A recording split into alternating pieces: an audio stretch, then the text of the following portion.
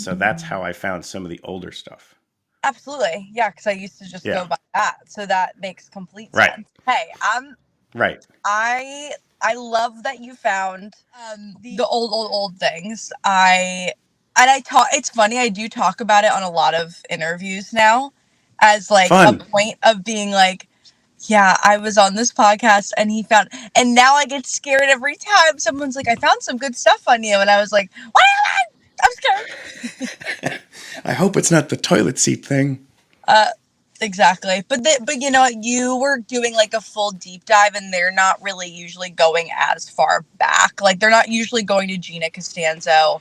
They'll briefly touch on the voice, but like they're not going too far. Right. But that's So what we do. That's what we do. So anybody who wants to check out the full deep dive interview that we're talking about here with Gina, it was only about 2 months ago. yeah. And so people can check that out. But we're here today to talk with Gina as her passionate advocate for voter rights and voter registration from excellent songwriter, amazing performer from Yeah. the band Velvet Rouge. Thank you. Thank you. Yeah. And on my end, apologies on the front end, a little bit of a sinus infection I'm getting over. We even had to delay this recording because I was laid out in bed for a little bit, but we couldn't put it off much longer. So apologies for the voice. You were on The Voice. We'll talk more about you anyway.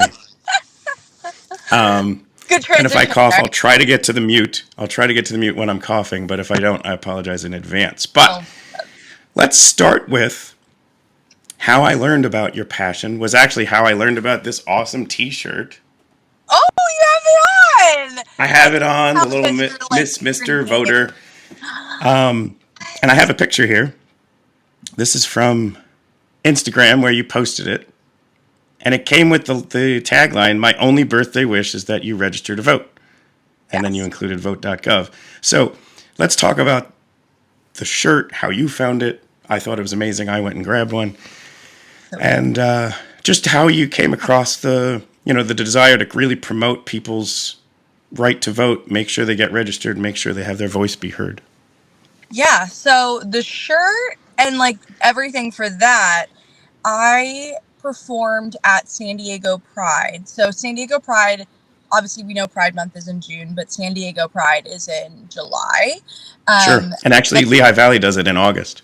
Oh, see, I didn't know people were doing, and then I thought about it, and I was like, well, there's only so many weekends in June, and not everyone wants to have it at the same time. Sure.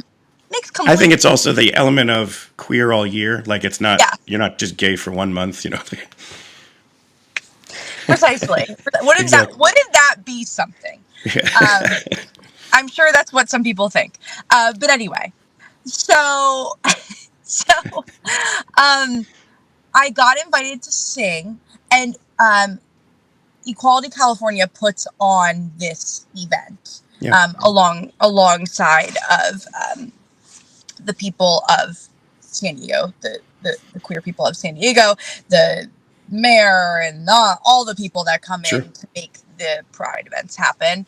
And so I had been wanting to I've been wanting to take part in not only, voting, and that wasn't even on my mind at first when I was thinking about doing Pride work, but just being a part of Pride and in any way that I could.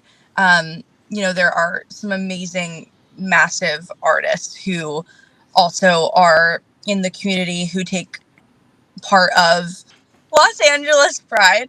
I'm so lucky that they even wanted me to be a part of it. So I was able to perform, but I saw the shirt you have on. Yeah. And at the event, they only had one, and it was a double XL. And they were like, do you want us to send you one? And I said, no, I'm buying the double XL. I just don't care. I need it that badly, and I need it right now. Absolutely. And you can cut it sleeves off or whatever and rock it some other new way. Yeah. It's so good. It's like it's truly my favorite shirt. Sure. But then the whole thing regarding the voting. So since Donald Trump was elected, I was a freshman in college when he was elected in 2016. And I was really disappointed that year. still managing to stay disappointed in the things that he says. But with that being said, when I heard he was going to be running again, it became even more important to me that I spoke up about the rights of people that he wants to bring down. And I want to iterate, this is not about him being Republican. I have plenty of beautiful, amazing Republican friends who support LGBT rights, who support trans rights, who even support abortion, especially in tough circumstances. Sure. And so it's not about that. This event, this Concerts for Democracy, is nonpartisan in that it wants every American to be registered to vote. Exactly. But one of the elements of it is to know your candidate, to not just vote for a party line. And this goes for the whole ballot. Like, not just, you'll probably know where people stand at the top of the ticket. Yeah. But some of the most important stuff is the local stuff, the state and local township stuff. And to take a moment, the information is out there, to know which topics are the most important to yourself, and then go learn which candidates and where they stand, and then be open to you might be voting for the person that was on the other side of your maybe labeled. But I mean, the most important thing that we would want to do as a country is coming together. All of this, division and stuff is not really helpful at all. Compromise is the best way. Totally. And have done historically. It's more recent that we've decided to say 51% wins and 49% loses. Like, that's just kind of un-American in my opinion. Yeah, absolutely. And I think, it's interesting because, of course, people say, actually, I'm going to pause for 1 second. There's going to be an ambulance going by me. Sure, we can cut that too. I'll drink my have your my Unity beverage. There you go. Way on brand today. All right, he's by me now. Okay. And so I think what I find interesting, and I want to set as a reminder to everyone, is we do have the internet, while it can be awful in many ways, but the candidates, most of the time, I believe they both do, have on their website what they stand for, what policies they want to promote. And so when people say that they don't know Kamala's policies, Trump's policies, go to their website, go to don't just go to CNN or Fox News. Like, we don't need to even go to those websites. There are truly organizations that put up there exactly what the policies are that the candidates are promoting. And there are also fact-based websites too that are just purely stating truth. Yes. Yeah, and like PolitiFact and stuff like that. There's some out there where you could go there and see what they've either said or stood for, and then whether it's a true statement or not, which I really like truth. I don't know why anybody wouldn't. But So actually, there's two sites I want to bring up since you're mentioning websites. One is Equality California. So that's this page here. You can come here again. Since we have listeners each different place, thought I'd point this out. But if you like the shirt, you can come here into their shop. And I feel like I want to get more shirts now too. Right? They have a baby onesie. Yes. So there's different shirts on Pride and that. But if you just want the voter shirt, it's right here. And MX, in case you didn't know, is basically trying to say Mr. or Mrs. at the same time. So you don't have to worry about it being gendered in either way. It's not trying to be non-gendered. It's trying to say it's all. So, so anyway, wear it with pride. And then the other one I wanted to bring up, because it was in your post, was about vote.gov. And that's a place where you can go to get registered. In the prior interview with El Huri, we talked about head count, because that's the organization that's a part of this event. But you can just come to vote.gov and learn all about how to register. You can pick state and territory, just learn more about your voting rights. There's important things to know, there's some purging going on. Because let's say, I think it was recently in the state of North Carolina. Mm-hmm. I saw this. If you didn't vote in the last two elections, or have moved even interstate. So you might have moved from such and such North Carolina to such and such North Carolina. You come off the rolls because you aren't a voter in that district anymore. And so the rule is you just get removed.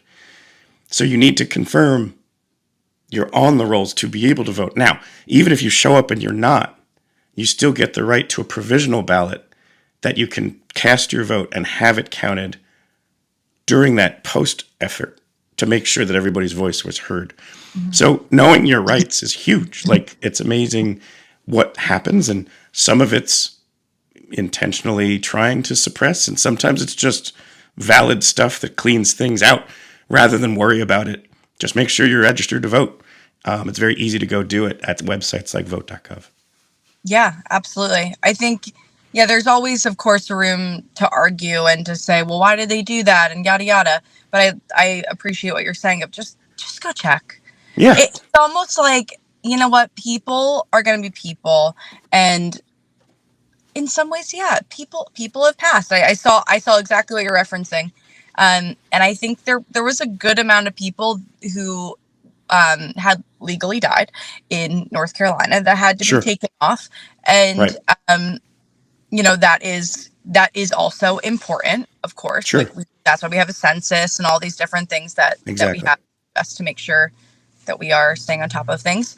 So just go check again. It's, I moved to California. I am going to be voting in California. So Pennsylvania, keep it up over there. That's right. That's right. Me. But I find it really important that I support my local government and what I'm now going to be having on today. And so, I registered in California.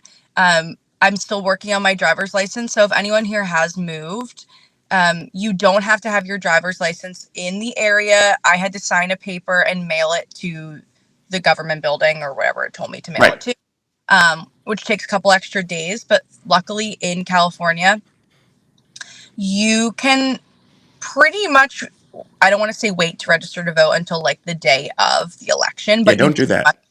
Yeah, don't do that. I'm just saying you have a lot of time. So if you're concerned because you moved there or anything, just start now. Just start getting it done. Yeah, we have basically a month.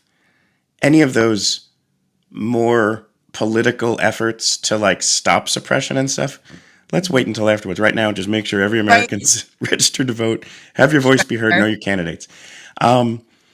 One thing we wanted to do, since it is a music show, is bring in music, but still tie it to all this. And you had mentioned part of your kind of important issues is the LGBTQ plus rights.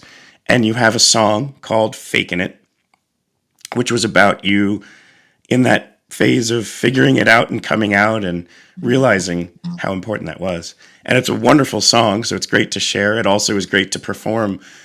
Put on an example of your wonderful performance. This is from our local festival here back in August, Music Fest. And so enjoy this song. I'm going to lower it after a little bit so you can talk about it a little bit more. But it kind of speaks to, again, embrace your most passionate values and then know which candidates support those. But take a listen to Fakin' It by Velvet Rouge.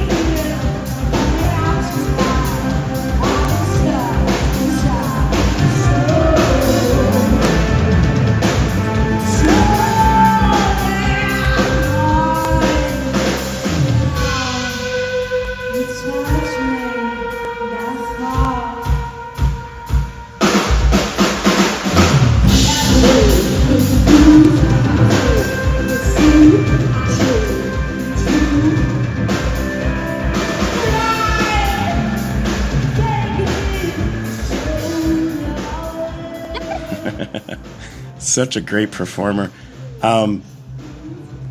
First thing, let's talk about the band. They are incredible. I was thoroughly enjoying this. The drummer, the guitarist, they've been with you throughout. And I just wanted to take a moment for you to point them out because they are incredible. Yeah, no, but so Buddy and Joe have been in my band since I was pretty much Gina Costanzo. They are amazing. Just incredible. Always willing to try new things, to do something different, to stand up for the things that I believe in, such as a song. Sure. They kill it. So I have no notes for them. They are that good. And then the dancing, the performance is nonstop. So this isn't just one song that she's doing this. This was a 90-minute set that she was on fire the whole time. I don't know how I did it that day. Some days I'm tired and it's tough. And this day I had so much energy. I was like on a roll. It really depends on the day. I'm always performing for sure. Sure. But this day I had a massive amount of energy. A massive amount. You know what? I think it's because it was like kind of chilly out. It was pouring and cold. It was the first time I ever wore jeans to Music Fest in its history. And I was drenched. If you remember, the rain started coming down right on top of the drum kit. Yes. Oh, I can't forget that. That was hilarious. Oh, and one other thing. Almost all of you're not really choreographed, right? You're just feeling the music. Yeah, there's no choreography. So I don't know if you noticed. Well, I just meant... The reason why I'm asking is there was probably a 11-ish-year-old girl in the front left house, like basically to your right. I don't know if you saw her. Yeah, I saw her. She was like imitating your moves and like looking at her own arms and making sure they matched yours. And I just think to that same point, how influential and how, you were inspiring her to think, wait, I could do that. And if then also... that's a 14 to 16-year-old figuring out their own sexuality. Songs like this are that important as well. So, like, that's why these are big deals. Totally. And so you embracing that and being so brave enough as to put it out there as a song is pretty tremendous. Thank you. Yeah, it definitely was a song. It was definitely scary to put out this song at first because no one really, my family and friends knew that I was bisexual, but they only knew for like 6 months. Like this was like a new revelation in my life. So it was definitely something still new to me, but that I was like, I really want to share it. It feels the most authentic for me to share it as a song. Sure. And I think it also like, I think the whole thing about Faking It, the song, is that it's really not just about you being gay or not gay, or it's really about anything that you feel like being genuine, being your genuine self. Yeah, totally. That is true. Who you are. Yeah, that is very true. Through this, effort of meeting musicians and so on, and some people are out and proud, and others prefer to be more private about it. Same with non-musicians. I'm more getting at the point of someone who is out and proud still makes somebody who's quiet about it comfortable and safer. So, like, even if somebody isn't more inspired to be out, it's still touching them in a way that it's like, okay, I feel a little bit more safe in this space. Yeah, and it's absolutely. I think, again, it's huge. They notice, like, everyone will take, of course, what they want to take from it. Frankly, if you're not in the community, you might not even really notice that it's a song about being. I wouldn't. Yeah, no, it's not that in your face. Yeah, and that was kind of, I guess, my intention. I wanted people, of course, the people that are in the community to feel like this song is for them. But also, if you're not, like, it's still a song for you to express, like we've just been saying. Like, you should just be yourself. And I think that even, again, goes towards, like, the whole voting thing that we're doing right now, which is, giving your voice a chance. Sure.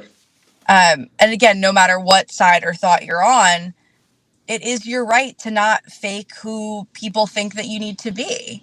Right. You are allowed to be yourself, and that is the whole point of the U.S. That's exactly right, and that's a great place to finish right there. Gina, thank you so much for joining us on such a busy schedule for you. You're releasing an album. You're in the East Coast, the West Coast. You're releasing even more new music. It's been insane. You're at Fashion Week. You're you're, dressing up fantastically. Like, people should watch your Instagram because it's such a great follow.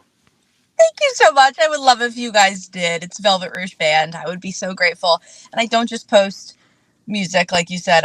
I'm really, you'll catch me in all aspects. I just posted a photo of me as a child, which was simply hilarious. Oh, it really was. That was, like I said in the comments, I was like, I wish we had this one for the interview because it would have been so fun to talk about. We do talk about that guitar, though, in the interview. We do. No, Yes. we do. We do. And how fantastically amazing it was. Oh my God. This is such a good photo. So yeah, go check it out, everyone. Yeah. Check out the interview. Go register to vote. And definitely check out the Velvet Rouge's full catalog of music. It's all great stuff. Check them out if they are performing nearby. And hopefully we all see you this weekend, 10-5 for Concerts for Democracy. Gina, thank you again so much. Thank you so much. It was great to chat.